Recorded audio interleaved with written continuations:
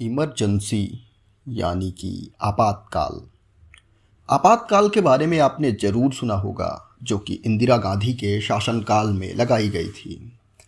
कुछ लोग इमरजेंसी को देश में बदलाव के लिए ज़रूरी निर्णय बताते हैं, तो कुछ लोग इसे लोकतंत्र का काला दिन मानते हैं।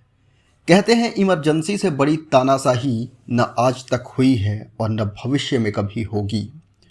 इन्हीं तानाशाही के किस्से सुनकर हम और आप बड़े हुए हैं, लेकिन इसके बीच भारतीय जनता पार्टी के वरिष्ठ नेता और देश के रक्षा मंत्री राजनाथ सिंह ने न्यूज एजेंसी ANI को दिए एक इंटरव्यू में एक भावुक किस्सा सुनाया है।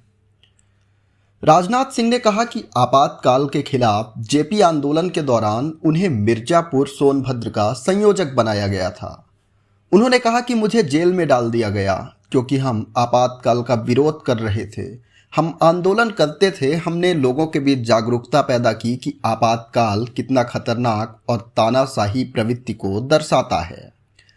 आपातकाल लागू होने के समय लगभग 24 साल के रहे राजनाथ सिंह ने कहा कि जब पुलिस उन्हें गिरफ्तार करने आई तो उनके घर पर कोई हंगामा नहीं हुआ।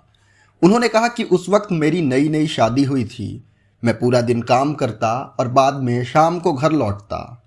जब मैं शाम को घर लौट के आया तो मुझे बताया गया कि पुलिस आई थी और उन्होंने मुझे एक वारंट भी दिखाया है।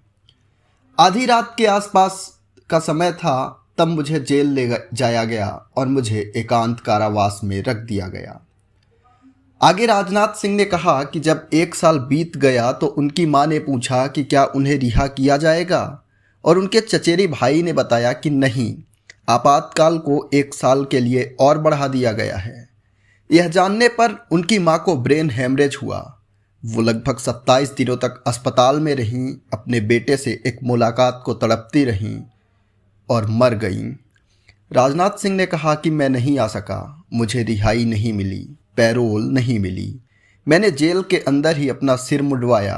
कई बार अपनी मां से एक बार मुलाकात करने के लिए अनुरोध किया, लेकिन मुझे नहीं मिलने दिया गया। अंतिम संस्कार भी मेरे भाइयों ने किया। राजनाथ ने कहा कि उनकी मां 27 दिनों तक वाराणसी के एक अस्पताल में थीं, लेकिन उन्हें जाने की अनुमति नहीं दी गई। उन्होंने कहा कि लोगों ने मुझे कुछ समय के लिए रिहा कराने की कोशिश की ताकि मैं अपने मां से मिल सकूं, लेकिन किसी भी तरह की पैरोल नहीं दी गई। आगे कहा कि उनके मां के निधन के कुछ महीनों बाद एक किसी मुद्दे के लिए कुछ दिनों के लिए उन्हें पैरोल मिली, लेकिन उन्हें फिर से जेल भेज दिया गया क्योंकि वे आपातकाल के खिलाफ लड़ाई लड़ते रहे।